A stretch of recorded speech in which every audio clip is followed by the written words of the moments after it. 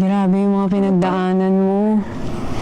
25 ka pa lang pero talagang pinatibay ka na ng buhay. Naging mom at 17. Lost a child. Went through a relationship na hinusgahan ng mga tao. Gave birth in silence. Raised kids in secret. Mahirap po, Miss Tony. Ang hirap! Isipin niyo po, hindi po ako nagpapacheck up. Ha? Diba? Bakit naman tayo nakarating sa ganun? Hindi ka na nagpa-check Ginagamot up? ko po yung sarili ko. Nagsasearch po ako ng mga... Opo, vitamins.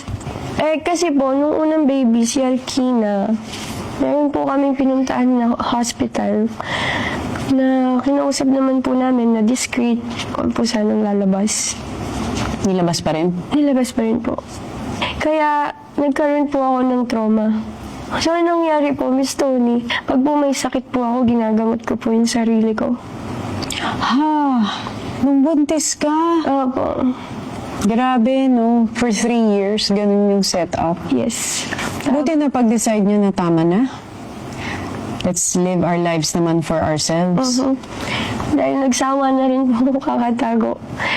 Yung panguling baby ko, nakaplano na po. Paglabas niya, pag may chance, ilalabas ko na. Sasabihin ko na lahat.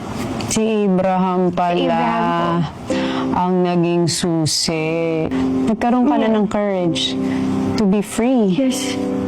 To be free from the opinions and judgments of others. The truth will set you free. Sarap na nung feeling. Ang sarap ng feeling na nung dumating kayo dito kasama mo yung mga anak mo. Diba? Yes, opo. Kahit saan ka na pumunta ngayon, kung gusto nating mag-mall, araw-araw nasa mall. Araw-araw kakain sa labas. Picture here, picture there.